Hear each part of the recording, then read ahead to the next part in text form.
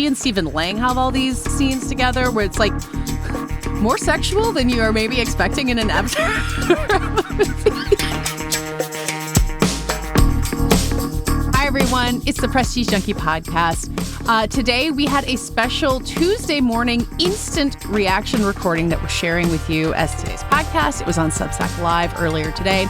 Christopher Rosen, my co-host and co-worker, was at the Gotham Awards on Monday night. He got to watch Ryan Coogler, Paul Thomas Anderson work the room, all kinds of other great stuff happen in person. Meanwhile, I was at the press screening of Avatar Fire and Ash, and I got to share a little bit of my thoughts about that and how it will play into the Oscar race. After Chris and I talk, you will hear my conversation with Claire Danes, the star of the Netflix limited series, The Beast in Me. I'm Katey Rich. Welcome to the Prestige Junkie podcast. We are starting to be live. Chris, how are you doing? I'm doing great, Katey. I'm so excited. The Gotham Awards were great. I heard so much about Avatar, so I can't wait to hear from what you do you mean? about it. Because people at the Gotham Awards had just come from Avatar. A lot of people had come from Avatar. I don't know if they were dressed as Avatar. I wondered if they went like Gentleman style. No, they didn't go as avatars, but they were all, obviously, it's a formal event. So all these people who went to Avatar. Yes. Not the Avatar press screening not being a formal event. Who knows, though? I wasn't there. Maybe they were. That's what I'm saying. Like, was it like Gentleman style where they're wearing like their little suits at the Avatar thing? I should have asked like a couple of these people who were dressed up. But I don't think anyone wears formal wear in the Avatar movies. We'll talk about it. So to everyone joining us, good morning. Chris and I are live on Substack, and you'll also be hearing this on the Prestige Junkie podcast feed later today. Last night, we had a busy night. I saw Avatar Fire and Ash at my local press screening. The social embargo has lifted, but the review embargo hasn't. So as always, I don't totally know what I'm supposed to be able to talk about. This year, I feel like, is worse than ever with this, where it's like, this was the Marty Supreme. We saw Marty Supreme was screening at the New York Film Festival. Like 2 months ago. 2 months ago. Everyone talked about how much they loved it, and the review embargo didn't lift until Monday. So I'm like, I don't understand. Like, what is a review at this point? I guess. Did see someone post on Twitter being like, it was perfect timing for the New York Film Critics Circle to go vote, which is happening right now, by the way. Like, as we're recording, neither of us is in the New York Film Critics Circle, as you can tell. They're voting right now. So by the time we're over, we'll have something to talk about. But the review embargoes are weird, but what we know we can talk about is the Gotham Awards, which, Chris, you were there for. I was seeing Avatar for the entirety of the awards, so the screening started at 7 p.m. and ended at 10:15. I think the movie is exactly as long as Titanic. I need to put those facts together. So anyway, I'm still kind of catching up on the Gotham Awards. We'll talk about the winners, but Chris, I think it's the starriest the Gotham Awards have ever been. They got tribute after tribute this year. It seems like everyone was there. It was a packed house, a who's who of the greats of the awards, and then a who's who of who cares in terms of like me and like all the pundits who were there as well. So it was just who's who of who cares. It was just really a mix. It was really a mix of all these things. But yeah, the Gotham Awards, I mean, like we've talked about, it originally maybe was much more of like an indie kind of event, right? And then they've added these tributes over the years where that allows them to honor bigger titles or titles that aren't going to necessarily win competitive awards, but that gets a lot of famous people there. Julia Roberts was there, for After the Hunt with Luca Guadagnino. And even though they've lifted the budget cap so that something like One Battle After Another can get it. Did it get a tribute award in addition to winning a bunch? Or just the whole cast was there? Okay. Just the whole, everyone but Leo was there. And so One Battle was nominated. Didn't go. He was nominated. The movie was nominated 6 times. And we'll talk about this. I was sitting with one of our Ankler pundits, Sophia Simonello, who's at Awards Watch, right? Yeah. I think. And we were saying, like, you could see the trend happening where all these bigger movies were nominated in categories, and then the winners would be perhaps maybe what you would have thought of, like the Gothams from 5 years ago, where it's like, like adapted screenplay, for instance, all these big titles, and then the winner was like Harry Lighton for Pillion, which is a cool win, right? Great win. Like, have you seen that movie yet? Not yet, no. And I was like, I should really see it. It's a good time, yeah. Lead performance, Sope Dirisu wins for My Father's Shadow, which is a small independent movie that won multiple awards. It won Breakthrough Director as well. That category had all the big awards, like Wagner Moura and Rose Byrne, like those types were in this category. And then the winner is a more independent movie. So that I thought was like kind of fun actually watching it happen. But then in the end, One Battle still won Best Picture, which maybe is like indicative of no matter what kind of room you're in, and these are voted on by the nominees were voted on by small juries of a lot of journalists that we know. And then the winners are voted on by small juries of famous people that maybe you know. So like Alec Baldwin was like on the feature film jury. I wonder what Alec Baldwin thought of It Was Just an Accident. Just, you know. I don't know, but he definitely loved One Battle After Another, well, right? Yeah, everyone right? does. So I was like, oh, and it still won. So that was interesting to see. And then, like you said, like the room is packed, like all these people are there. And I was like kind of trying to clock who is getting the biggest applause and who people were excited by. And I'll tell you what, Katey, I got a lot of notes and they're all about One Battle. So as it turns out, people really like that movie. Even without Leo there, the One Battle people got all the attention. They'd opened the show, which is at Cipriani Wall Street, which is a big event space in New York City in Lower Manhattan. How was your seat? I was in steerage, I think you would call it. It was great. Any seat is great at the Gotham Awards. That's where at the Governor's Awards, it's the same thing. I'm way in the back by the back exit. 100%, but I was right by the bar, which was great. Not that I drink or anything, but I was like great to see like kind of people watching and who's coming back. So that was cool. So it was a great spot. They opened the show with the women from One Battle After Another. So it was Chase Infinity, Regina Hall, and Teyana Taylor. And it was really fun. And they did like a little kind of scripted banter thing. One note I would say, if anybody from the Gotham Awards is listening or watching, get more mics, because they had one single mic this year at the podium. And it was tough when you had three like that one to kind of get everybody on the mic, because they kind of kept having to move. Well, you know where our friend Mike Hogan is now in the field there. This is not a shot at Mike. We'll just text great. Mike. I could text Mike. It was a great event. Mike's great. It was all great. So yeah, One Battle, they got nice applause when they came out. And then as the nominations were being announced, you could just tell, like when they did supporting performer, because they do gender neutral, Benicio del Toro and Teyana Taylor, biggest applause. And the clips that they're played like through the roof, of like Benicio like in the car with Leo, or like Teyana like kind of dressing Leo down as she's going out to like do the revolution. You mean in that two scene. of the best scenes of the entire year? Yeah. And so like it's like, oh, people like really love these movies. Now granted, those performers didn't win, but I don't think the wins don't necessarily matter in this case, like we've talked about. But I do think like you could tell in the room, the enthusiasm for this movie was incredibly strong. And when it won, people were psyched. Even, the crowd of the Gothams is obviously very indie film minded, but you know that the people in the jury all watch My Father's Shadow. So that's how Sophie Dirisu wins. But when you are looking at the room as a whole, like everyone's seen One Battle After Another. Not everyone has seen Pillion or, anything else. So it kind of makes sense that the enthusiasm would be there. I'm curious about how it stacks up with Sinners, which did win an acting award. Wunmi Mosaku won supporting performer, which is awesome, I think. How did that compare buzz-wise? So that was absolutely awesome. So before the show, they had they do a cocktail hour, and like Ryan Coogler was there and PTA was there, and like they were kind of holding court in the middle of this big room, right? Together or like in separate sort spaces? Of together, sort of separate, but everyone was flocking around them. It kind of, when you talked about the Governor's Awards, how like people were like all over Spielberg, this was like that version of that to me. I felt like, or it's just people were all over Ryan Coogler as well at the Governor's Awards. I don't think PTA was there. I don't think so. So it was just like that kind of thing. So there was a great enthusiasm. And then Sinners did not have as many, obviously, nominations as One Battle, which had, I think, 6. And maybe Sinners only had the one. I got a bad job out of us. Sinners had a tribute, didn't it? It had the tribute. It had an ensemble tribute. So they saved that towards the end. But Wunmi Mosaku, like you said, won in a category that I was like, it was pretty surprising, actually, that she won, I thought. Like, it was like, again, like Stellan Skarsgård is there. And, like all of these people you would expect to be in Oscar conversation, right, in that category. And then Wunmi, I feel like, is on the fringe of that supporting actress category. So for her to win, even on a small jury voting, for this, I was like, that was awesome. And then I was so bummed that she wasn't there to accept. And Ryan Coogler went up and was like, oh, she's working and it's great. But it got a big response in the room when she won. Yeah. It kind of reminded me a little of like, I think a few years ago, maybe Danielle Deadwyler won for Till, I thought, at Gotham's. And she wasn't there. And it was like kind of a bummer, because she was like a fringe contender where you thought like she could use that boost. Anybody, any kind of opportunity. That said, people were really excited for Wunmi, and I thought that was like a great win for her to have. And I could see the vision of her kind of snowballing into a nomination eventually here, because I mean, that's like pretty good. I thought that was like really strong for her as an individual. And then they did the Sinners tribute like soon after. So who was there from Sinners besides Ryan Coogler? Oh boy, a lot. Everybody. I want to say all of them, but like Michael B. Jordan, Delroy Lindo, Miles Catton, a lot of the cast. And interestingly enough, speaking of like Oscar kind of tea leaf reading, the Francine Maisler, I think, is the casting director for Sinners, right? And like, so she was highly mentioned in this ensemble tribute, which I thought was like, oh, another reminder that we're going to have a new Oscar category. And PTA mentioned his casting director as well when he won feature. And like, I was like, oh, they're kind of good job doing their talking points as well. Yeah. But the enthusiasm for Sinners was through the roof also. And I was like,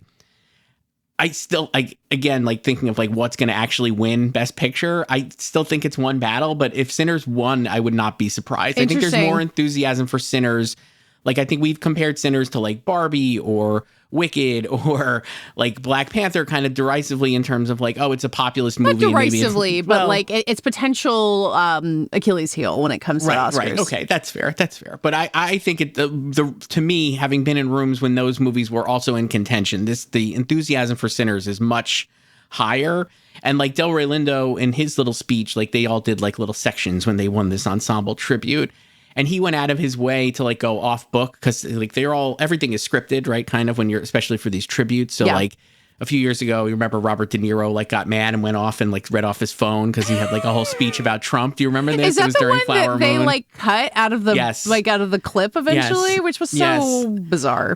So like it's all scripted out, but like Ryan Coogler, when they were like feting Ryan Coogler basically as part of the ensemble thing, Delroy Lindo was like, is it part of the ensemble? Okay. Well, no, like the ensemble was, you know what I mean? They were like kind of praising him. He wasn't on of, stage like, with them, but they were giving him the credit. He was on stage because he introed the package. So he did like a cool package intro, and then the cast like accepted this honor, and Delroy Lindo went off book and was like, I just want to say, like, I know this awards used to be much more for independent film, but I gotta say, like, Ryan Coogler's like most independent filmmaker I've ever worked with, and like this was an independent movie, and it's like, you know, regardless of like the studio aspect of it, like he was like really praising Ryan in such an authentic way, and I was like, man, there people just love him, they love the movie, so I thought that like played really well. Well, and that's something when I interviewed the Craft people a couple weeks ago, they talked about, because Proximity Media, Ryan Coogler's company, produced the movie, and obviously Warner Brothers was behind it from the very beginning, but they really talked about the amount of like independent control they had over it. I mean, I guess especially compared to having made 2 Marvel movies, like I think that's a pretty huge difference. But I think that is right, that he kind of has that like independent ability to make that kind of movie. Like, honestly, kind of like Christopher Nolan, I imagine. Like, you're making a big studio movie, but like super duper on your own terms, which is incredible. Exactly. So that like that aspect of it was really good. The tributes, Katey, it was funny to watch the tributes thinking of where we are in award season / where when these were announced, which was like weeks, maybe even months ago, right? So these are the tributes. I'm just going to read them off. Julia Roberts got the visionary tribute for After the Hunt. Yep. Which is maybe the last time we'll have a Julia, like it was great to see Julia Roberts, and again, like all class and like really fun. Don't rule out a rando Golden Globe nomination, all right? Because like the drama category, remember, like they've punted a bunch of stuff into comedy at the Globes. Like drama could be weird. Just throwing it out there. So that was one where I was like, still like that movie has not really taken off. That it feels like a future This Had Oscar Buzz episode, right? For After the Hunt for Joe and Chris. Yeah. The other ones I flagged that I was like, Tessa Thompson, and she got a tribute for Hedda. You know, Hedda keeps hanging in there. Like I don't know what to predict it for, but like it keeps coming back. So I was talking to somebody, a fellow media person, about Hedda, and they were like kind of more bullish on it than I had heard anybody so far. And the takeaway was like Nina Haas is fantastic in the movie, which is something I've heard over and over again. Oh, you haven't seen it yet? Oh yeah, you gotta see it. I've not seen it yet, but I know like I've heard a lot about Nina Haas, and like obviously was in the conversation for Tar as well. And like they were saying that like if Nina Haas can get in, like Best Actress is so crazy. Like there is a world maybe where Tessa Thompson could like kind of also. I keep trying to make this point that when you have these categories where it's like one person like really dominating at the top and then a lot of lack of clarity below that, like weird things do happen. Like not just could, but like usually do. So I would agree with that. And like Amanda Seyfried, I think kicking around, like there's a lot of opportunities in Best Actress. So I thought, and Tessa had a great tribute, and it was done by Nina and Nia DaCosta. And then Tessa had a really great speech, and she had won like Breakthrough Performer at the Gotham Awards 10 years ago. So it was really nice. And I was like, oh man, like, it was funny, like it reminded me of the Governors Awards. A lot of these like tributes, they also ran clip reels. Like I can't imagine anything was as good as the Tom Cruise clip reel at the Governors Awards. But like the Tessa Thompson clip reel, and I'm not comparing Tessa Thompson to Tom Cruise, but I was like, man, she's been in a lot of good movies and she's such a great actress. And I thought that was like pretty good. The other ones they did were Jeremy Allen White and Scott Cooper for Springsteen, which was Steve Van Zandt introed. Sure. The two ones, though, I thought that were, well, maybe three. These are the three that I was like, these could move the needle in terms of like, they're not winning any awards here, but they're in this room. This room, which presumably doesn't have as many voters as the Governor's Awards, but I guess Probably the assumption not. is there's enough. There's enough only because like there's so many people in these movies. Like, you know what I mean? Like there are so many of these movies that are there. So these were the three that I was like, amazing. And first, top of the list by a mile, Adam Sandler and Emily Mortimer tributing Noah Baumbach. Adam Sandler was clear the funniest. I mean, I am obviously predisposed to loving Adam Sandler. Absolutely the funniest shit. They did like a little bit. It was definitely like she was talking about Noah, and then he would interrupt and be like, I tried to get in Squid and the Whale. I wanted the Billy Baldwin part. And my agent was such an asshole and told me he called Noah. And I told Noah that. And Noah was like, your agent didn't call me. And I fired my agent. And you slip into Adam Sandler voice very easily. It's like right there I think for someone you. like me. And I just was like, my God, like the room was eating it up. Everyone was laughing. And this is a weird room. Tell me again. I'd love to know at the Governor's Awards. A lot of people are eating and it's a lot of talking, and especially back by the bar, man, people were just talking the entire time, which I was like, kind of, it felt like a little, frankly, disrespectful just because like, I'm like, you have Tessa Thompson up there, like giving her great speech and just drowned out with like full volume conversation. So I was like, okay, no, that's I had that strange. experience at the Governor's Awards, or at the Gotham Awards one time I went. The Governor's Awards, I think, does better because they have like a whole hour of dinner where most people get up and run around and mingle. But by the time the speeches start, the plates are cleared and like no one's walking around serving you drinks. I don't even know if the bar is open. They do and like maybe it's louder, like literally you can't really talk because everything is loud. But I have had that experience and it kind of sucks. It kind of sucks. And it's a humongous room. It's such a big room. So I'm like, I don't know what they're actually hearing on stage or what. Yeah. But I was like, I kind of felt bad. That said, when Sandler was doing his shtick, people were locked in. And I was like, man, I was like, Jay Kelly, like, I'm still not sure of the enthusiasm there, but I just believe in Adam Sandler. And I just think like he is like crushing these rooms, and there's such an affection for him, and he has not missed, in my opinion, on any of these like campaign stops when I've seen him at things. Yeah. And so I was like, that was great. Were you at the New York Film Critics Circle dinner, the Uncut Gems year, when he did the tribute to the Safdies and just killed? Exactly the same that you're saying. I mean, at the Oscars this year when he did his whole Chalamet thing, killed. Like, he's really good at this. So I'm just like, I don't know how, like, again, like he maybe could have got in for Uncut Gems. It was such a repellent movie, clearly, for the Academy. But this one feels like way more in line with maybe what a member of the, like a type of Academy member would like. Man, I would love to see him get in. And I thought he did a great job. I do think best supporting actor is also fuzzy. Like, I don't know. I think I don't have Sandler in my predictions, and I don't know who I would throw out to put him in there. But again, weird things can happen. Like Jacob Elordi isn't out there working rooms the way that Adam Sandler is, even if people seem to love Frankenstein more. Well, I'll tell you what, that was another. So Jacob Elordi was there. Oh, he was there. Okay, never mind. Take it back. No, he wasn't as good as Sandler. No disrespect to Jacob Elordi, but Netflix did a tribute for Frankenstein, and it was mostly like about Guillermo, and it was very focused on like the handcrafted nature of the movie. And they had Oscar Isaac and Jacob and Guillermo like kind of talking about it, and Guillermo did his like fuck AI thing, which I've seen him do at other events, like literally like fuck AI. This movie was all handmade, and I was like, that got a big. James Cameron there's a video introduction of Avatar: Fire and Ash where he literally says there's no AI in this movie, so all the auteurs are getting together and doing the same thing. And so I was like, okay, that played really well. And then the third one that I was like, this got mixed responses, and I'll be curious to see if I talk to other people. They did a tribute for Song Sung Blue with our fave Kate Hudson. And you haven't seen this movie yet, right? I've not seen this movie yet. You are going to love this movie. I unfortunately think I am going to love this movie. Embrace it. I cannot wait to see it. But they did a tribute for you and Kate. And like Kate was like talking about like how great it was. And again, all of this is scripted. Then you got up and like accepted his little part of it and then he said Kate Hudson was nominated for Almost Famous and didn't win. I think the difference is that she's going to win the Oscar for Song Sung Blue. You sang the quiet part out loud. You're not supposed to talk about the Oscars. And so like people were really mad. I'm going to butcher the tweet. People were mad? Well, people were like, that was just like not not mad, but they like felt like gauche. It was a little gauche. I don't want to, I can't find the tweet, but Kyle Buchanan tweeted that statement and then was like, get him a Penske Media salary. for you. So I was like, that was pretty funny, I would say. Come work at the Angler, Kyle. You really you're speaking our language. It was pretty funny. Well, I did see, I think Nate Jones at Vulture was kind of live tweeting it, and he said that like 15 people in the room seemed to have seen Song Sung Blue, which is totally correct. Like that movie, I think it premiered at AFI, and I saw it at a press screening, but like it hasn't opened yet. It is kind of this like Christmas mystery waiting for us. So it makes sense that movie would not play the same way. Speaking of that, I'm glad you brought that up in terms of like seeing the movies. Last year when I went, I was with the Bleecker Street folks who I love. Bleecker Street is great. And it was for Hard Truths, which I know you loved. And Mary Jean Baptiste and Mike Lee were there.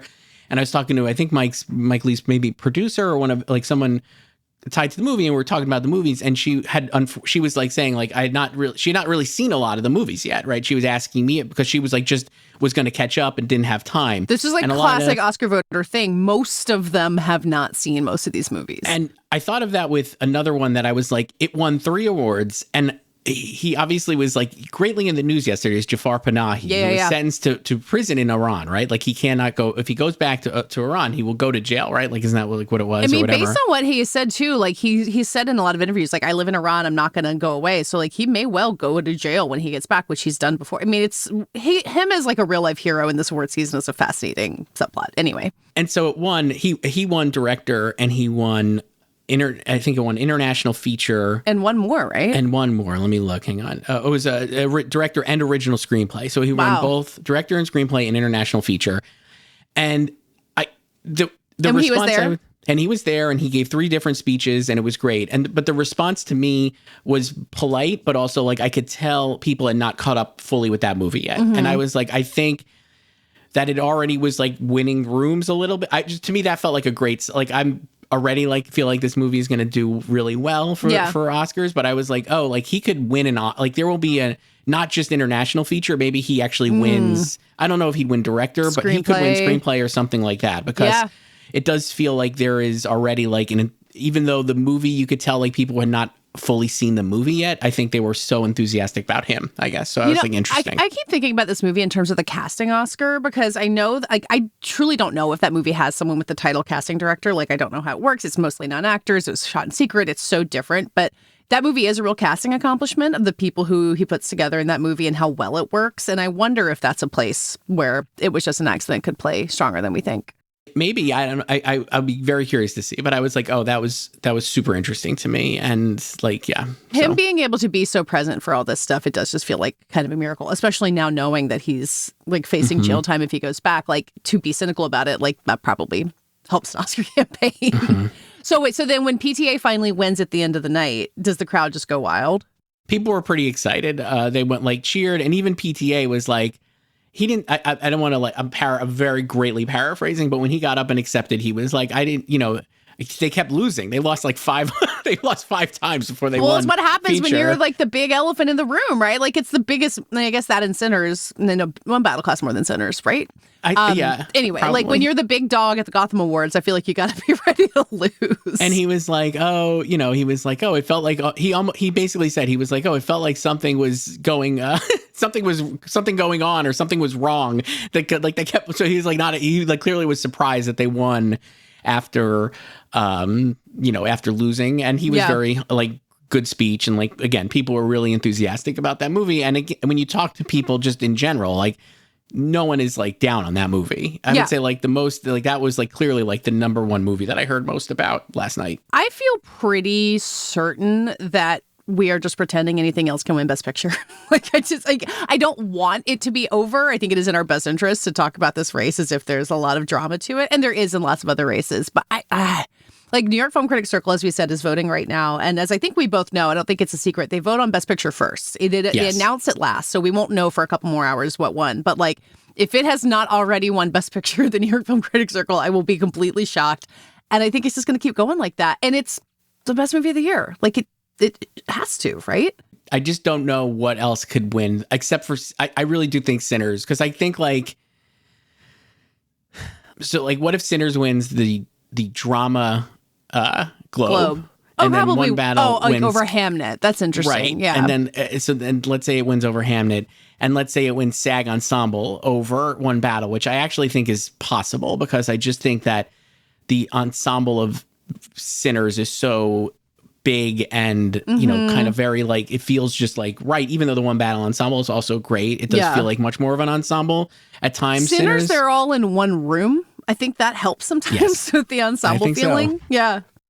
And then, PGA certainly, like, it'll probably be, I don't know. I could see a world where Sinners can win, but I don't know. I really don't know what else could win. I'm not super sold on Hamnet winning. I think it's I love Hamnet. I'm not either. Right. And then like Marty Supreme has obviously gotten great reviews and people are really enthusiastic about it, but it just feels a little to me like a better version of A Complete Unknown in terms of like there's a lot of enthusiasm. Like at this time last year, like it was a lot of enthusiasm for A Complete Unknown. Oh, totally. And it kind of snowballed into like it peaked with the nominations where it got Mangold in as a surprise and Monica Barbaro in. And I could see very similar things happening with Marty Supreme, and then it didn't win anything. And well, maybe that'll be the same thing for Marty Supreme. Well, and that was a case where there wasn't a one battle sized thing kind of marching into it. It was more of like the battle of the underdogs. You know what I did receive as I was on my way out the door to my Avatar screening last night was the A24 box that they send out to press. And do you know what, like, so like it's full of like all these different things for all the different movies. And then filling all the empty spaces was just a bunch of Marty Supreme ping pong balls.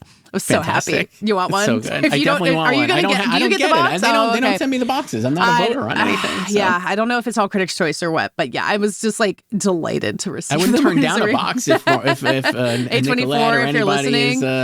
I do want to shout out Mike Hogan, who we mentioned earlier before he signed on, is now in the chat and says he met one person who didn't like one battle at the Gotham Awards. So Mike, you're welcome to out that person in the comments. Wow, okay. But I mean, there's always going to be one. Like, whenever you learn from like talking to enough voters, is people are going to have wild opinions, and that's why these things are impossible to predict.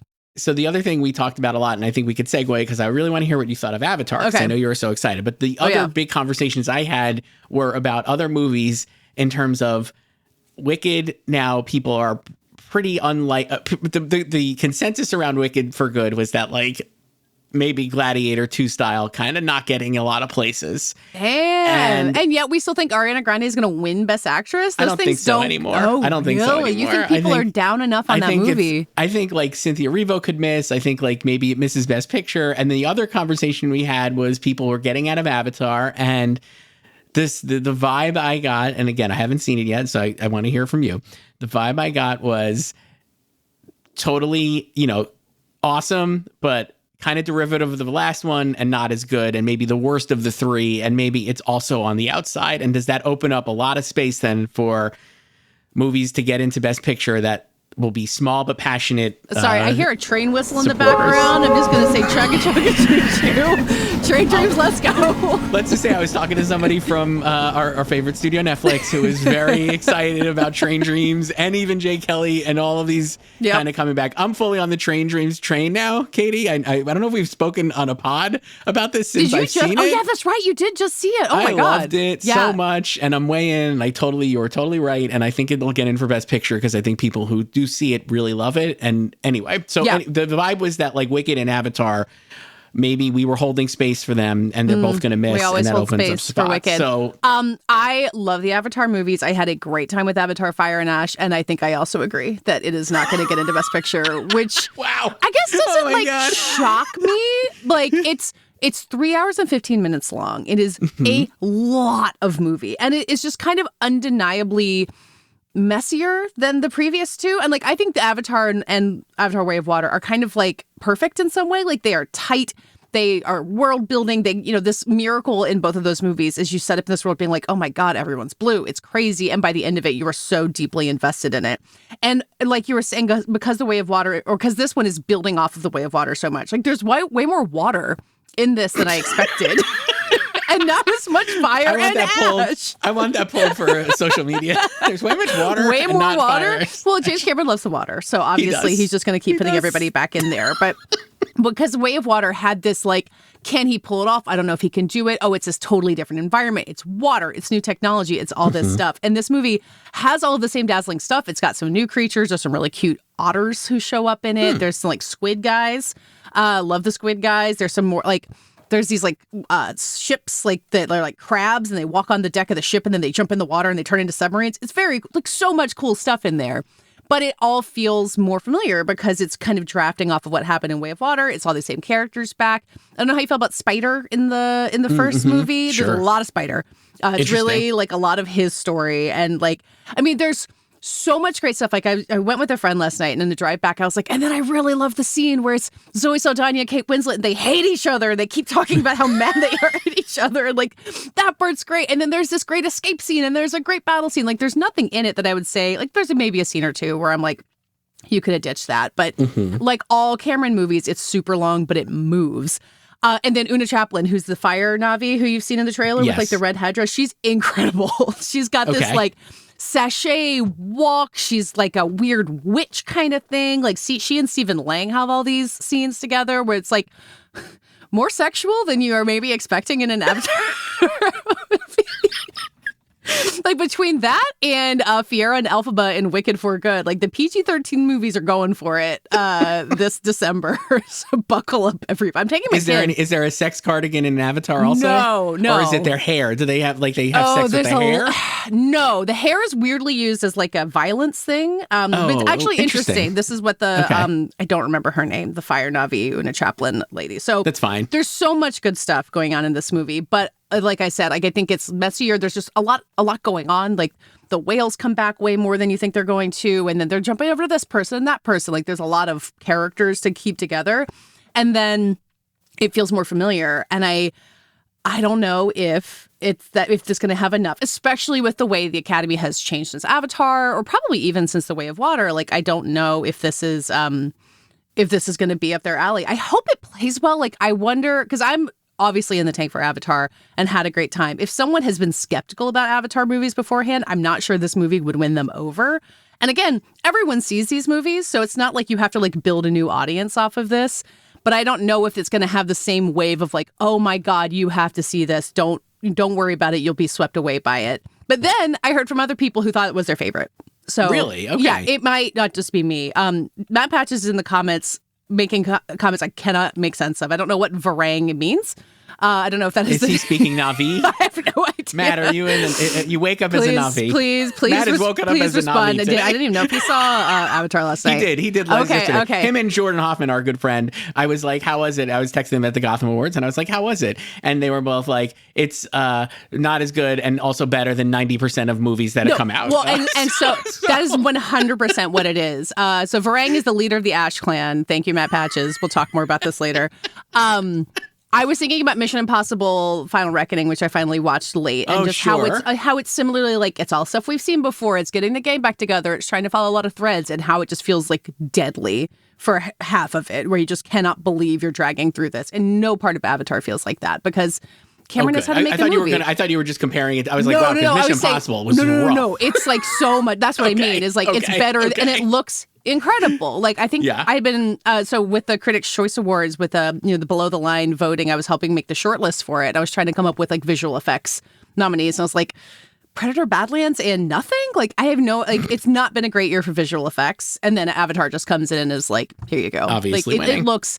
The facial expressions you get with that motion capture. So it opens. So I was saying about Cameron talking about AI. Like, this is a weird trend in movies where like it opens with the person who made it like looking at you and being like, "Hi, here's our movie." He talks about it. Oh, this is great. Okay. So it's also it shows footage that I watched the Fire and Water documentary on Disney Plus, which is incredible. I talked about it in the after party episode I did with Griffin Newman last week for anyone who watched it, but like, it's mind-boggling how they make these things. And so they showed all these side-by-sides of like Sam Worthington and then his like Na'vi next to it, and you see how how much the acting is there, and like it totally works. Like, the reason that these movies are compelling is because these characters, because these people are giving real performances, and that includes like friggin' Payakan and the whales too. Like, I don't know how they. I know. I love Payakan. Payakan's back. Everybody. I mean, the guy who gets his arm cut off in the last one. He's back. I don't know why he's back. I'll read the Wikipedia before I see it this weekend. You don't remember his arm getting cut off? I don't remember these movies. Honestly, Katey, they go right off my head. It's like one of the best parts. But I love seeing them. Well,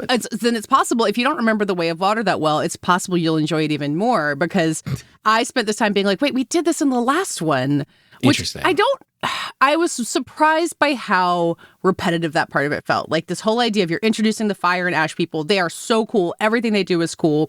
But then it's a lot of going back to the same territory as the last movie. And they made these movies at the same time. I don't really know why they did that, but also it's really good. He's really good at making like scenes where water fills up in a confined space and people have to get out, as it turns out. That is always great. That was so great in the last one too. Yeah, let me ask you this. This is going to sound lame, but the last one made me cry. I thought it was like really emotional, and I thought that was okay. And then I thought that went like a long way towards helping it not just make it billions of dollars, but like as an Oscar nominee, because it was like, oh, like, you know, people were really emotionally connected to this movie. Did you feel that this time? I did not feel the same level of emotional connection because it felt a little more kind of all over the place and a little bit like kind of sitting on some of the same territory as before. Like, and because I was so surprised by the emotional pull of that one, because I don't think the first one had that same emotional pull for me. I don't think so either.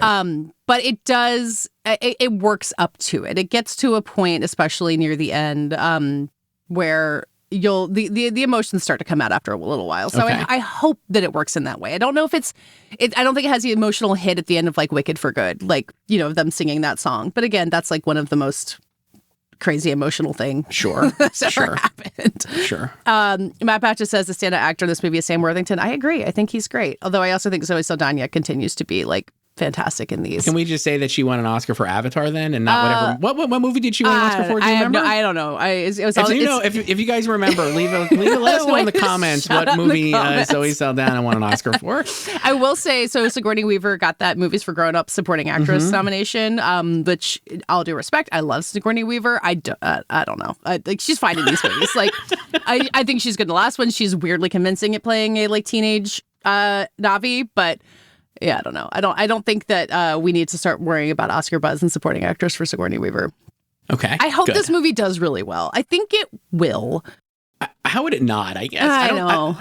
I don't know. I mean, like, we're not the box office guys. No, but I would say like Sean McNulty what the tracking is or whatever. I mean, I'm sure it's going to do fine. Like, what else are people going to see? You know, they're going to see this. So, yeah, it's better than 90% of all of the movies. Like, it's not been a great year for blockbusters, period. Like, and I've been really high on this as being like a really populist Oscar race.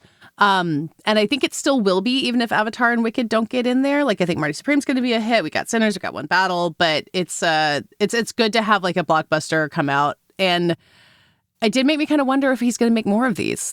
Because he put a lot into this movie. Like, it's a lot of stuff being like, here's my chance. I'm going to throw it at the wall. Like, I wonder if 4 and 5 are coming. He's not. I don't know if they are. I mean, like, who knows? He'll do whatever he wants. But like, based on the media tour and having not seen the third one, it seems like he's like kind of like, maybe I won't do Well, this is anymore. Something else that Griffin pointed out in our podcast last week, where he was like, you know, he talks like this every time one's about to come out. And then when it makes a bunch of money and he gets to go back to Disney and say, hello, pay me this much to make more of them, or else I'll walk away and make my Hiroshima movie. It does seem like a solid bargaining chip that he can throw out there. So before we wrap up, because I'm sure we have to, but I was wondering, like, so for Best Picture now, Katey, it feels like there are... Let me pull up anklerpundits.com. Everyone go to Ankler Pundits. Go to Ankler Pundits. It's a great website. Only the best pundits are there. And us, but you know. And us. I didn't mean me, obviously. I meant like you and like, you know, everybody. Right. So the movies that I feel like are obviously One Battle we've talked about is going to win Best Picture probably. Yeah. Sinners. Sentimental value, people really love, obviously, and I think that's strong. I heard about that a lot when I was in LA. I wonder if you had a similar thing of like talking to people being like, you know what I loved? I feel like it's this year's Marriage Story and that it'll get like a lot of nominations, but it'll probably only win like its supporting category. You know what I mean? Like, you Marriage think Stellan's Story. going to win now? Are you... I mean, I could see him winning. The only other person I could see winning is Benicio del Toro, and You're off Sean Penn? You think Sean Penn lost the heat? Yeah, because again, when like they nominate what they respect, but they're going to vote for what they love. Man, people love, like, again, like yesterday in the room there, he just pops off the screen. He's clearly like the best part of the movie to me. No disrespect to anybody else in the movie. Like, I just think he's so great. I really think he could win. Why wouldn't he win a second Oscar? It's definitely going to, if One Battle is going to win Best Picture, it has to win at least one acting Oscar. It seems like then if it's going to be like Oppenheimer, where it could win like a bunch, Leo, there's no reason why Leo would not win Best Actor, because like we've seen that before, like Frances McDormand for Nomadland or Anora last year with Mikey Madison. Like, if it's going to win Best Picture and it has legitimate lead contender Michelle Yeoh for Everything Everywhere, like, why wouldn't Leo win? And then I think in supporting, you would say maybe Sean Penn, but I do think Benicio maybe is better. And especially because all of his scenes are with Leo. And Sean Penn really only has nothing to do with Leo. He has that one scene in the grocery store and he's in his own movie. Yep. And that maybe hurts him overall to win. Interesting. Regardless. Okay. So what Best Picture? So we got Best Picture. One Battle, Sentimental Value, Sinners, Hamnet. That's 4. Marty Supreme seems safe, right? 5. I People feel like love that's it. Unless it's like it's weirdly like it like bombs somehow, but I don't even know if that'll affect it. I think it was just an accident. Is like pretty safe as well. I think so too. It won the Palm. It's winning everything. Like a lot of these Critics Awards, and Jafar Panahi is going to keep winning Critics Awards. I'll be curious to see what he'll definitely win something in New York Film Critics Circle. Yeah. Like why would they not want him there? I wonder like, if they do One Battle Best Picture and Panahi Director. It wouldn't surprise me. Something like that. Whatever. Yeah. So that's 6, and then I'm still bullish on Frankenstein because I do think all the crafts will get it in. I think so I think Frankenstein is in.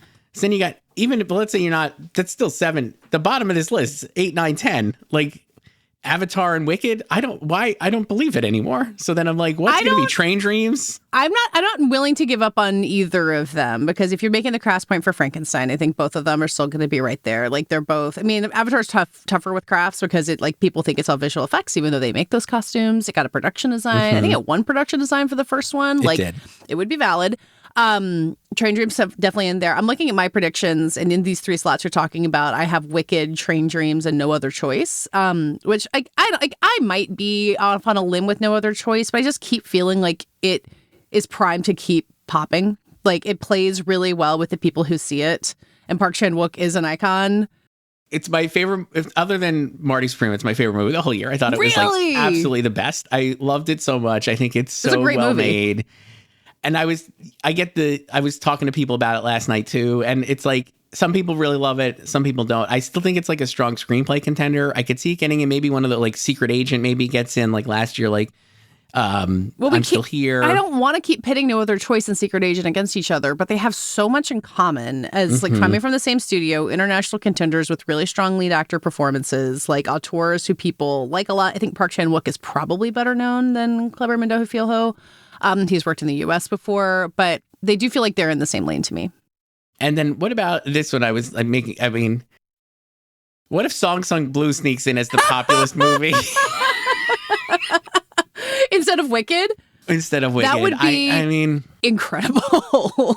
Like, Best Actress is pretty crazy. It does feel like Jessie Buckley and Renata Reinsve are like definitely getting in, right? And then after that, who knows? I was really excited. I think Rose Byrne should get in, actually. People really seem to respond. Oh, nice. To her at the Gotham Awards, and that movie had a bunch of nominations too, which I thought was like, it didn't win anything, but like it was in play at least there, and like people seemed excited about it. But I was like, that whole category is a mess. So what if like Kate Hudson gets in and then she carries the movie in as well as like a pop? Is that the populist movie that takes Wicked's spot? Remember that Focus had a big Christmas hit with Nosferatu last year that then popped up with 4 Oscar nominations. Like it was a crafts thing. I think Nosferatu probably could have gotten into Best Picture if it had like had 2 more weeks or something like that. So maybe Song Sung Blue is like a little more up everybody's alley. Like it's very American. Like I don't know if we're talking about an international academy. I don't know what the translation for that would be, but why not? Let Marty Supreme and Song Sung Blue take over Christmas.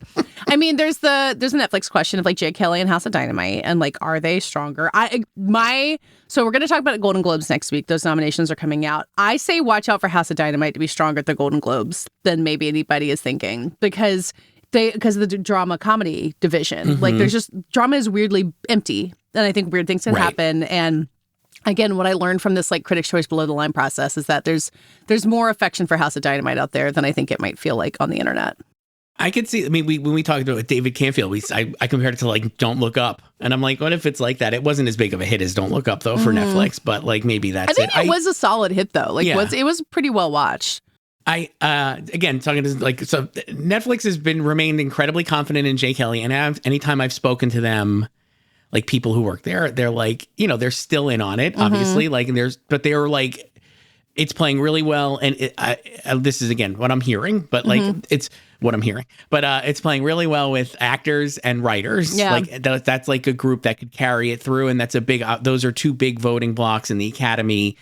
And like this, like I said, the Sandler stuff, I mean, maybe that carries it enough. I don't know if it's enough. Like, does Sandler actually carry it in for picture versus like George maybe not even getting in for best actor, right? Oh, man. Is it like Sandler, the screenplay for Noah Baumbach and Emily Mortimer, and then it gets in for picture? Yeah. And that's like, it's 3. And then maybe we get Nicholas Britell in. We don't need to talk about this, but I was also, just to talk about the score category, I think is going to be really interesting because I'll be curious to see what they choose on the short list in a couple of weeks. And like what ends up, like, Focus has said like Hamnet is not going to, is like it will qualify as a score, right? But I'm like, that branch is nuts. Maybe they'll just be like, hey, it's disqualified, or we're not going to put it in. I don't know if they can like, disqualify it because it's a lot of original, but if like the big thing you remember from that score is the thing at the end, which already existed, like, it could get knocked out. Who knows? I mean, that would be crazy. So then maybe Nicholas Britell gets in. hasn't ever been nominated for an Oscar.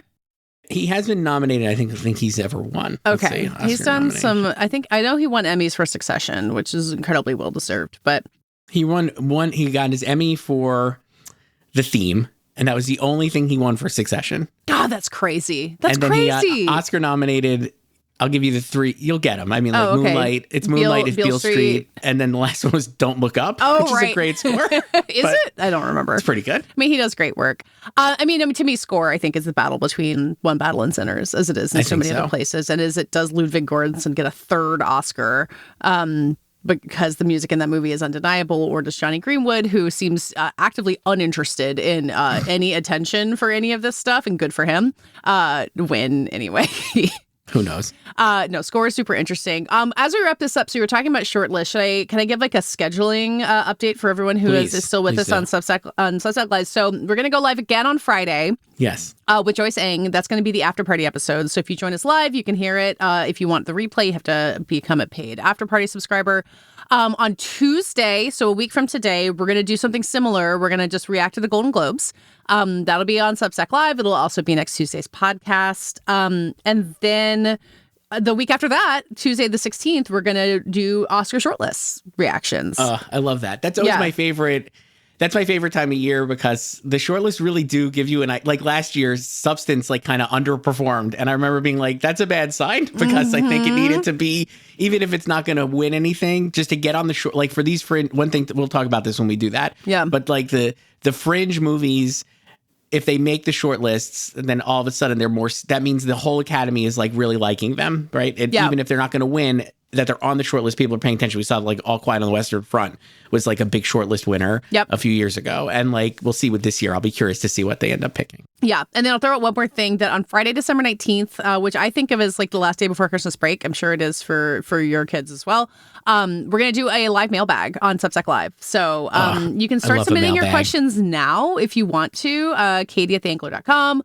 Or you can email Chris too if you want to, but you can just send them to me. Or hop on Substack Live with us that day. We'll try to do it at like a later day for the people on Pacific time. But I gotta, I don't know what your kid school schedule is before Christmas, but like that day I gotta go to like 2 club showcases, I think. So we're gonna have to squeeze our mailbag in between those things. There's no school, I think, is the school on schedule. The 19th? No, I'm saying it just feels like they're off for weeks. No, they're off for weeks. But until then, it's just like, there's 800 events happening at the school. Like literally this morning, I had to go pull out we haven't decorated our Christmas tree yet, but I had to pull out the ornaments because my 4th graders class is decorating a tree. And they're like, bring in ornaments. I was like, where are our ornaments? So, and I had to go and I saw a 3-hour and 15-minute movie last night. I went to bed. I was so tired. You're doing what's the Sims meme with like baby on fire and watching Avatar is like the baby's on fire with the Christmas ornaments. That's pretty much how it feels.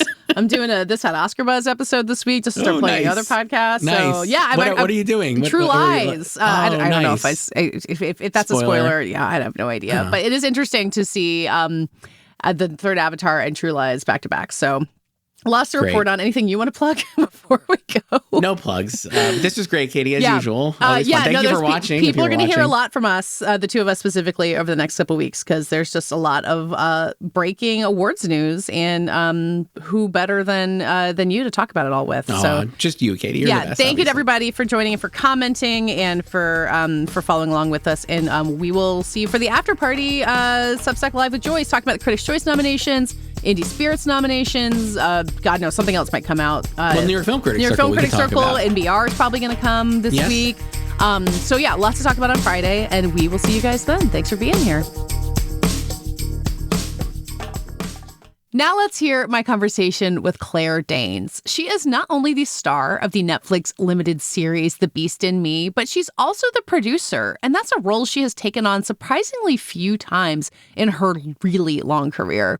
In the show, she plays Aggie Wiggs. She's a novelist who becomes fascinated by her new neighbor, played by Matthew Rhys. He is both a very rich real estate developer and is suspected of murdering his wife. They develop a really fascinating, complex relationship in the midst of this really twisty show that Claire really described as a suburban noir, which is a term I really like. We talked about how she dug into this character and how she feels about her reputation for playing brilliant people. She's done it a lot. But we also talked about her work on the show as a producer. She says it's a lot of Zoom calls, but also some surprisingly thrilling tasks, like picking out all of the furniture in her character's house. You can hear all of that and much more in my conversation with the star and producer of The Beast in Me, Claire Danes. If you don't mind me starting with the kind of obvious how did this come to you question, but really thinking about how since the end of Homeland, you've made a lot of shows. It seems like you've been really busy. And I imagine there's a lot of things coming to you where you're saying, no, this isn't the right thing. And I'm curious about how that selection process has gone for you since ending a show that was on for so long. And then therefore how The Beast in Me kind of rises to the top. Yeah, I mean, it hasn't felt so very busy to me. But yeah, I guess I've been consistently working. This was brought to me by Jodie Foster in 2020. She was going to direct it initially, and we've known each other for many years. Is there something you guys worked on together that I'm not thinking of, or? Well, I had a small role in a movie she directed called Home for the Holidays. Of course. When I was like 15. I was about to say, that's a long relationship. Yeah. And we both went to the same high school in LA, and we both went to Yale, and we've been at it for much longer than I have. Sure. But at a similar young age, probably. There's probably a real bond there. I think there were some parallels there, and she's been so generous and gracious and encouraging, to and of me for my ever, basically. So she really loved the pilot, and I understood why. It was immediately arresting and singular, I guess. I hadn't read anything exactly like this before. I liked the kind of suburban noir quality of it, and it made me think of a book that I really loved called The Journalist and the Murderer by Janet Malcolm. And she's such a rigorous thinker, Janet, and she tells a story of, it's very aptly named, but a journalist who is profiling a man who is on trial for killing his entire family. And, you see her courtship of him, her seduction, and she earns his trust, and then she writes what she really believes to be true. And you as the reader experience it as a great betrayal. Like he's devastated, but you're like, dude, you killed everybody in your this is there isn't a moral equivalency here, and yet she still had there was something kind of venal about her pursuit of this guy. And so I thought having that dynamic of a kind of unassuming woman, but who is also dangerous in these maybe not immediately obvious ways. Yeah. I mean, I was looking at kind of back at your credits, and I was kind of surprised to realize how little you've actually produced. It was really just Homeland before this. No, this is the first time. Yeah. Really. How did producing just feel like a natural step on this? Was it because of Jodie? How did that become part of it? Yeah. I mean, I kind of inherited that position over time with Homeland. But this is, the first project that I was, starting to imagine from the ground up. And it was pretty comfortable and really wonderful. It was just fun. I mean, I wasn't crunching numbers, you know what I mean? It was like an extension of the work that I already do. So I can't ask you where to hire craft services. That wasn't the... no, that's not my domain. Someone else's job. But I could see where the script needed attention. I had pretty good intuitions about who might be able to help. And it was so great to get to be a part of the conversation of what house we want Aggie to live in, to draw the bigger world and not be surprised when I found myself on set. I know exactly why this sofa is here. Yeah. And who put it here. And the first week was so much fun, and I really like everybody here. And I realized, because I had a hand in hiring them, and that's great. Yeah. That didn't feel like dreadful homework in any way. It felt like it was a real pleasure. Yeah. Did it feel like an extension of what you had already been able to do as being the lead of other projects? Or when you take that producer title, is it a whole different level of control? It's more Zoom meetings. It's just more. Everyone loves this. Yeah. It's just more, well, what do you think of this or that one? So that took a little more time. I looked at more audition tapes. I talked to more directors, but yes, it all was comfortable. Yeah. Did I use that word already? But yes, Yeah. I basically practiced those skills in the past. And I've been the head of my department for a while, I guess. And you do kind of naturally fall into those conversations, but for that to be formalized was really nice. Yeah. I mean, I just think of how much you learn over the course of a career, that when you have the moment to put it in place and it's not overstepping, it is actually your job. There's so much that can come unlocked that way. Yeah. And you just don't even kind of realize that you are learning it as you are, So I forget that this is a skill set that I've, been working towards, or I have actively acquired, and not everybody has, you know.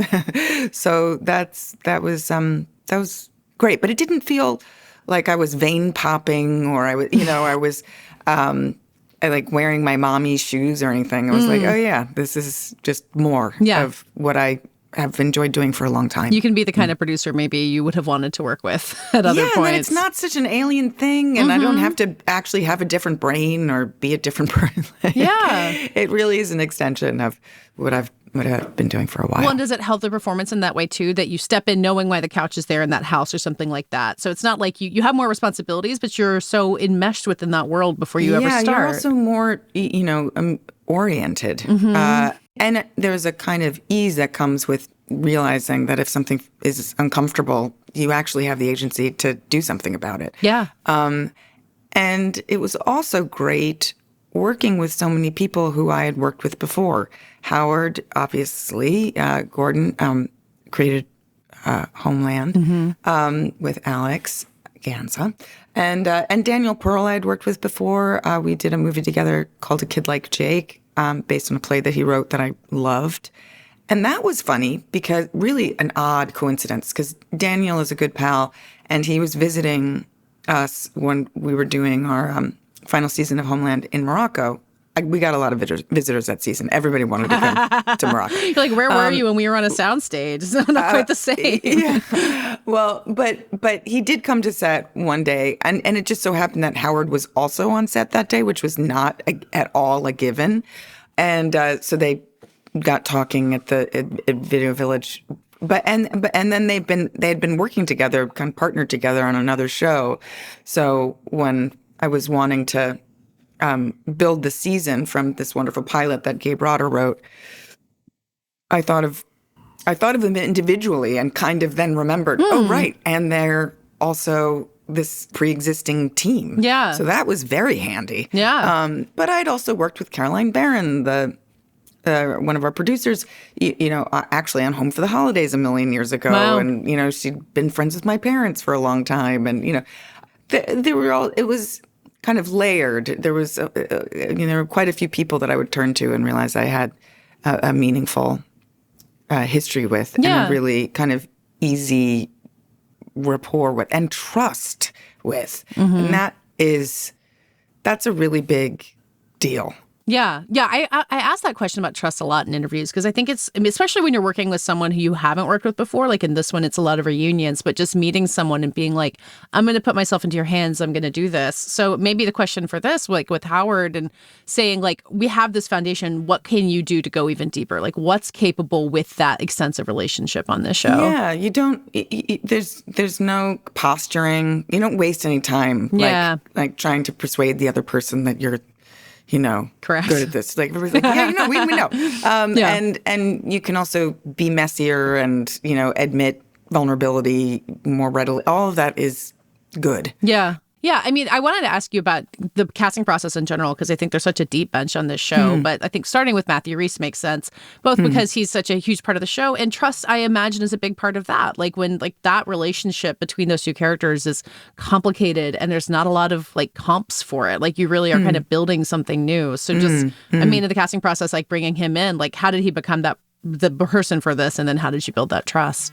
That character was really tricky. That was kind of the biggest challenge as we were trying to make sense of the thing at the very, very beginning.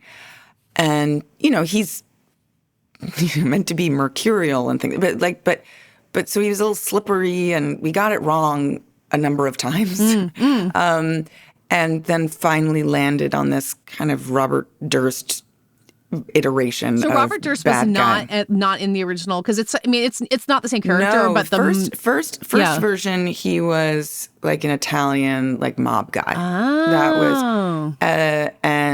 and then we experimented with like a hip hop mogul, like Suge Knight kind of guy, and that ended up.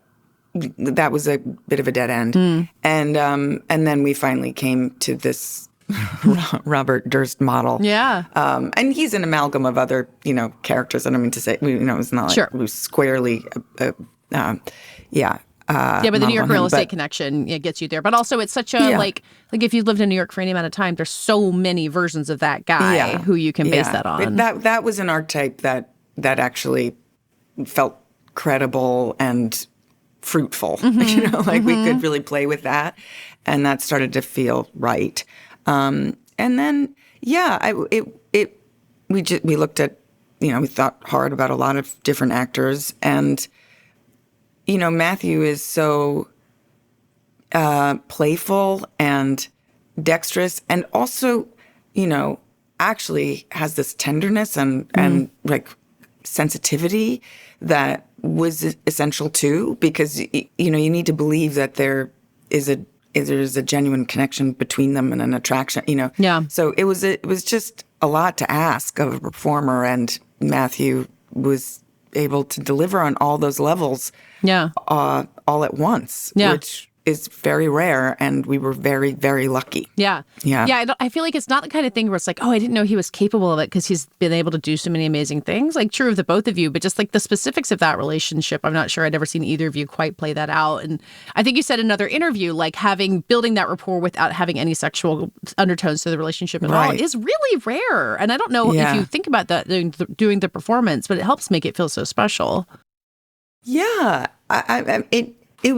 It was fun because I didn't have to, it was so strictly about their attraction to the other person's mind. Yeah. It was really on that plane, and it was very alive. It turns out we didn't need the other stuff.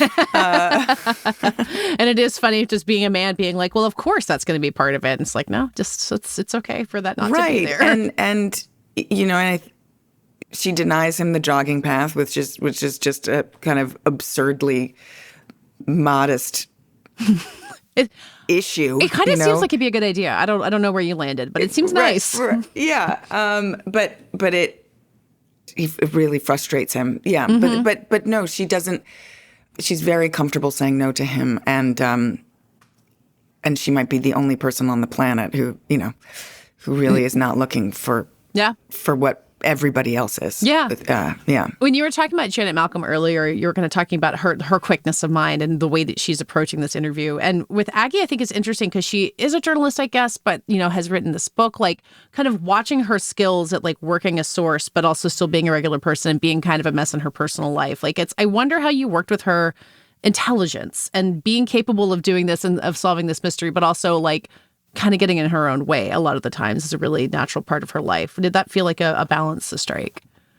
Well, I have played a lot of brilliant people. Like that is a familiar assignment.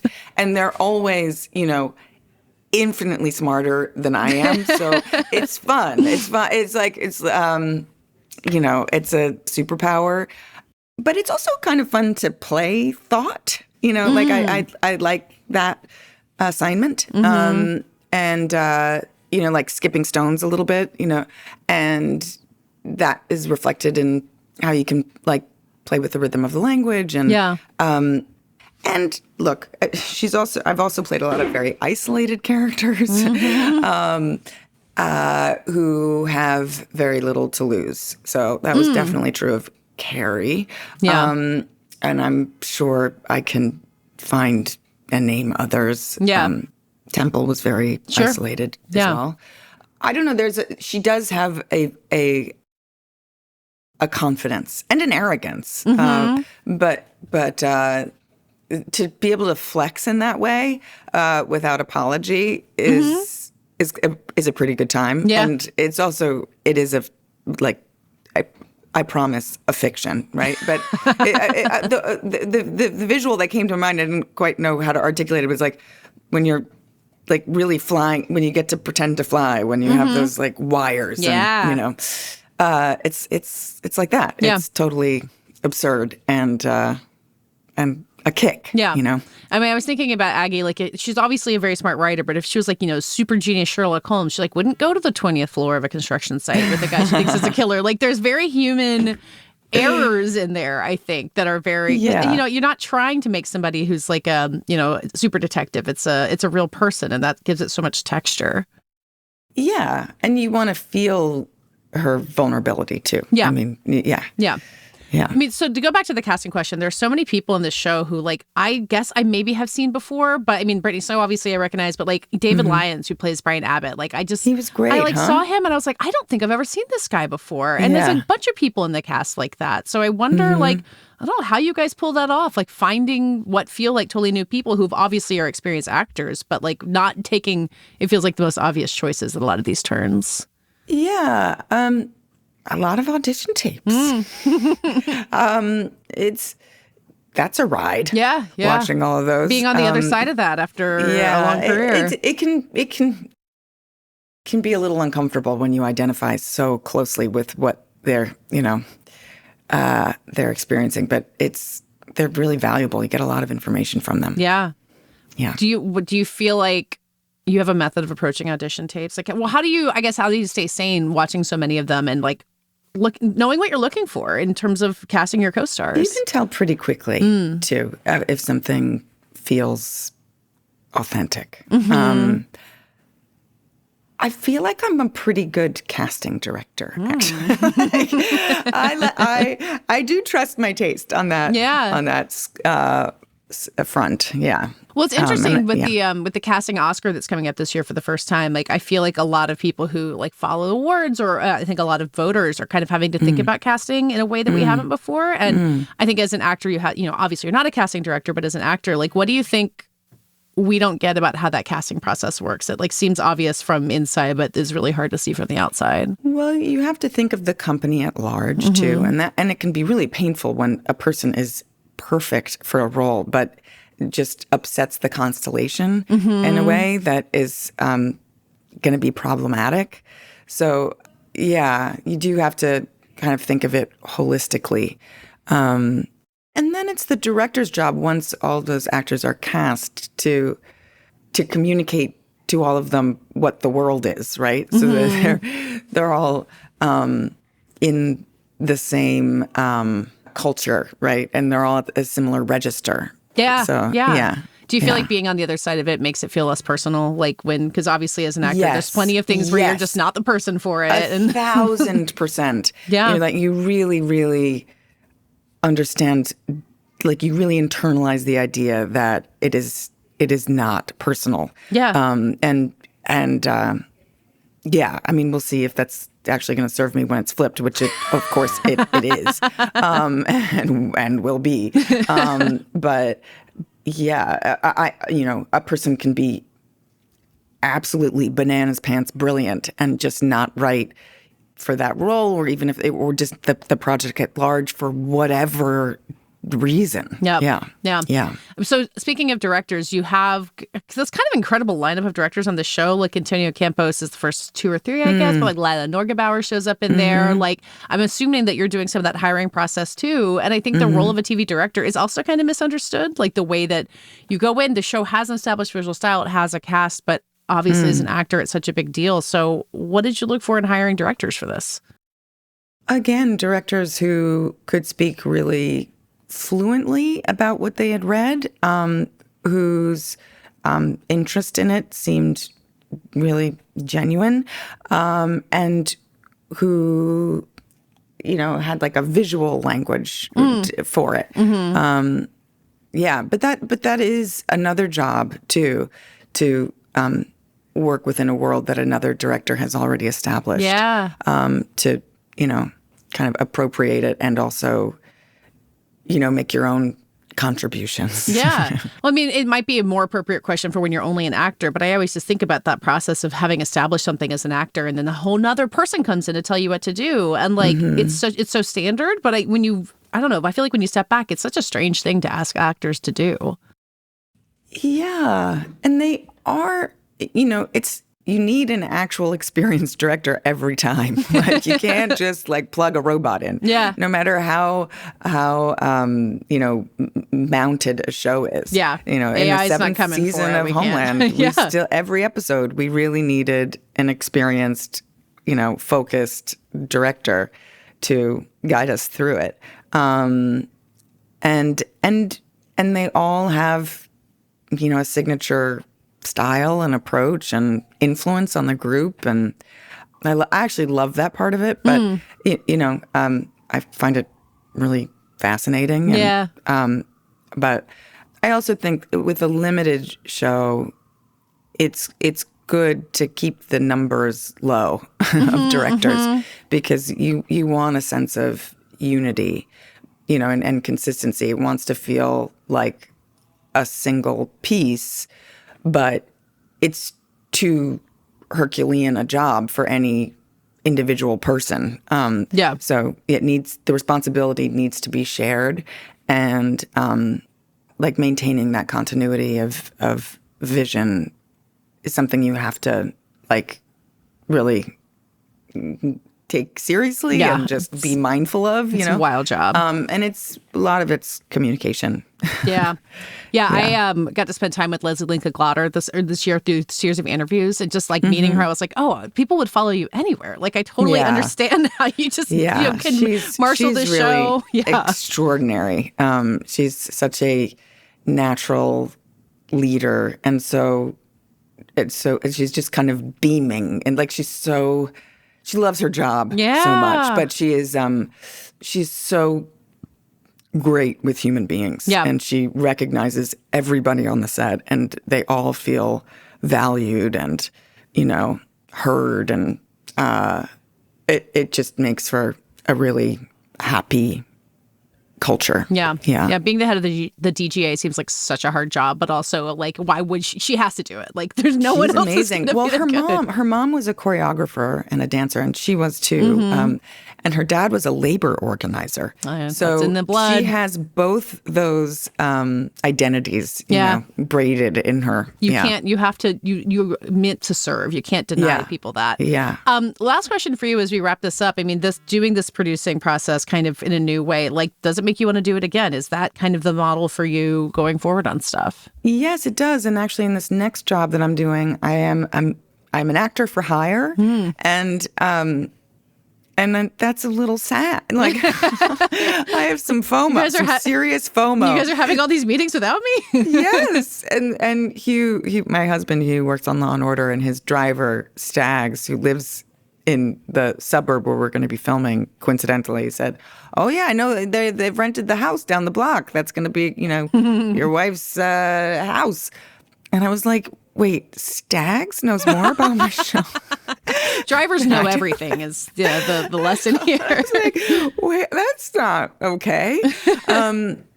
And I've known Ed for a while, and he's a good pal who's creating the show. This is the Solomon. Applebaum Curse? I'm looking at it. Oh, okay. No, that's Winnie. That I would be producing. Oh, okay. But no, this is a show called The Spot that we start filming in January. Okay. So he's very gracious and will tell me more than I, entitled to know. But yeah, but I mean, I guess I have a little more free time in these pre-production days, but I would rather be a little busier and get to play in that process. But it's okay. Yeah. Well, it's okay. But like it sets you up the path, right? Like you can be an actor for hire. Obviously, there's going to be stuff that comes along that you're not going to say no to. But the door host. And then then you're going to have moments being like, oh my God, why did I say I was going to produce this? I just want to be an actor for hire and not have to worry about this. There will be those two. I think I don't mean to be like annoyingly self-effacing, and I did make some good choices along the way as a producer here. I really did.